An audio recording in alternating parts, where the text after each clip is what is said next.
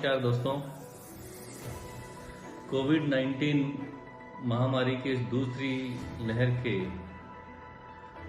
एक बड़े दुखद समय के अंदर जब पूरा देश विशेषकर राजस्थान जिस विकट परिस्थितियों से गुजर रहा है, मैं धन्यवाद देना चाहूँगा प्रधानमंत्री जी को और उनके साथ में उनकी पूरी टीम को। जिस तरीके से पिछली लहर के अंदर उन्होंने पूरे देश को इस संकट से उबारा और विश्व के सामने साबित किया कि भारत किस तरीके से सफलतापूर्वक नेतृत्व करके भारत की जनता के हितों की रक्षा माननीय प्रधानमंत्री जी के नेतृत्व में की जा रही है। वैक्सीनेशन का निर्माण हो तो ऐतिहासिक रूप से एक तीव्र गति से भारत ने न सिर्फ अपनी जनता के लिए वैक्सीन बनाया बल्कि बहुत कई मायनों में अंतर्राष्ट्रीय स्तर पर भी कई लोगों की सहायता कर अंतर्राष्ट्रीय संबंधों की भी पालना को निभाई।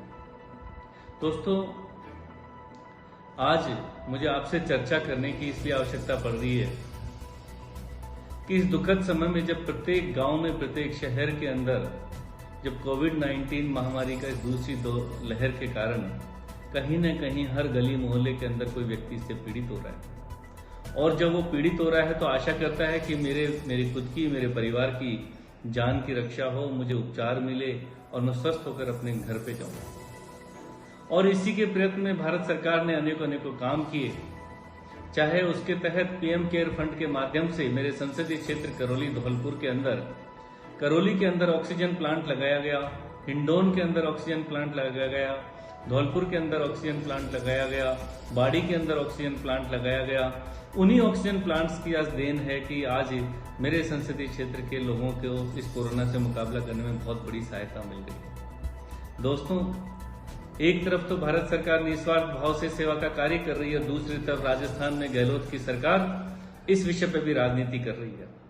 आपको ध्यान होगा कि प्रधानमंत्री जी ने पीएम केयर फंड के माध्यम से करौली और धौलपुर के अंदर भी वेंटिलेटर्स की सप्लाई की थी और जब मैंने अस्पतालों का दौरा किया और जब चिकित्सा अधिकारियों से जानकारी ली तो बड़ा दुखद झटका लगा और कि उन्होंने उन वेंटिलेटर्स का उपयोग आम जन की, गरीब जन की जान बचाने के लिए नहीं किया। अपनी अयोग्यता को, निकम्मेपन को छुपाने के लिए उन्होंने डॉक्टर्स की ट्रेनिंग की कमी बताई। ये क्या होगा कि 1 साल से भी लगभग समय हो गया लेकिन उन्होंने 3 दिन की डॉक्टर्स की ट्रेनिंग करके जनता के लिए उसको वेंटिलेटर्स को उपलब्ध नहीं करा पाए।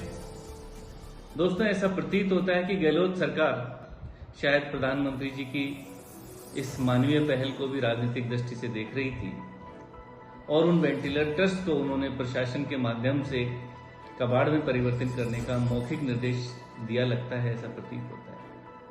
इस वक्त जब जनता को सहारे की आवश्यकता है उस वक्त गहलोत सरकार राजनीति का सहारा ले रही है।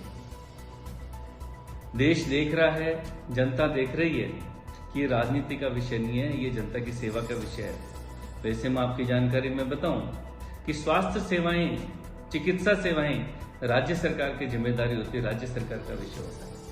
लेकिन आपने अनेकों बार देखा होगा कि राजस्थान में जब से गहलोत जी की सरकार बनी है उन्होंने सिर्फ एक ही काम किया है, कीचड़ फेंको भाग जाओ, पत्थर फेंको भाग जाओ और ठीकरा फोड़ो और मांग करते रहो। अपने हिस्से के काम की भी मांग भारत सरकार से कीजिए, अपने हिस्से में कोई काम नहीं करना।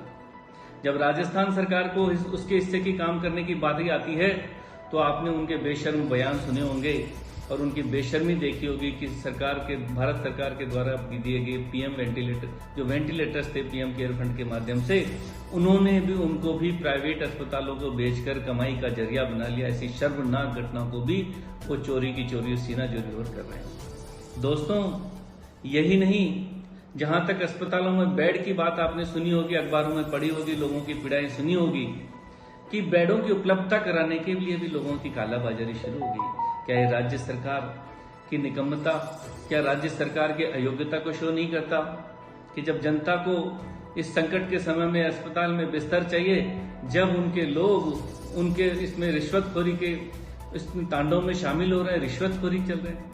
अब तक तो हमने सुना था कि गांव-गांव में, तहसील स्तर पे, जिला स्तर पे कोई विभाग ऐसा नहीं था जिसमें गहलोत सरकार ने भ्रष्टाचार की पराकाष्ठा नहीं कर रखी हो। लेकिन इस कोरोना काल के अंदर भी बेड की, कोरोना मरीज को बिस्तर दिलाने के अंदर भी वो रिश्वत की मांग की जा रही है। आपने देखा होगा कि ऐसे लोग पकड़े गए हैं, दवाइयों की कालाबाजारी की जा रही है, ऑक्सीजन सिलेंडर्स की कालाबाजारी की जा रही है हॉस्पिटल के अंदर डॉक्टर्स की कमी है, नर्सिंग स्टाफ की कमी है, ऐसी अनेकों अनेकों अव्यवस्थाएं देखने को मिल रही है। अस्पतालों में आप चले जाइए तो अव्यवस्थाओं का भंडार भरा मिलता है, लोगों की पीड़ाओं को कोई सुनने वाला नहीं है। और जब ये पीड़ाएं हम लोग रखते हैं दोस्तों, तो सारा ठीकरा माननीय प्रधानमंत्री जी के ऊपर फोड़ने का काम अशोक गहलोत जी करते हैं।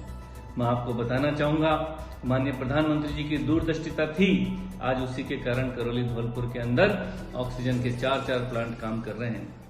मैं इस विषय में चीफ सेक्रेटरी से मिला था, हमने कोई राजनीति नहीं की।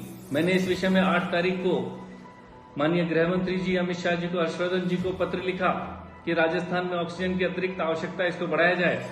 और मैं धन्यवाद देना चाहूंगा गृह मंत्री जी का और स्वास्थ्य मंत्री जी का कि उन्होंने मेरी इस मांग को स्वीकार करते हुए तुरंत राजस्थान के ऑक्सीजन कोटे को भी बढ़ाकर आज की तारीख में जो 10 तारीख की मीटिंग की 435 मेट्रिक टन कर दिया दोस्तों। इतना ही नहीं, मैंने दूसरी मांग की थी कि राजस्थान को गुजरात से भी ऑक्सीजन दी जाए, तो उसकी भी मांग स्वीकार कर ली। भारत सरकार कोई राजनीति नहीं करती, भारत सरकार की राष्ट्र नीति है, जन नीति है, जन की सेवा का काम ही प्रधानमंत्री जी की सेवा का काम है, उनकी सरकार का काम है दोस्तों। लेकिन आप देखिए कि कांग्रेस की नकारात्मक राजनीति, इनके मुख्यमंत्री कुछ और बोलते हैं और इनका केंद्रीय नेतृत्व कुछ और बोलता है। इनके राजकुमार को आप देखिए कि वो दोगली राजनीति करते हैं, दोहरे बयान देते हैं।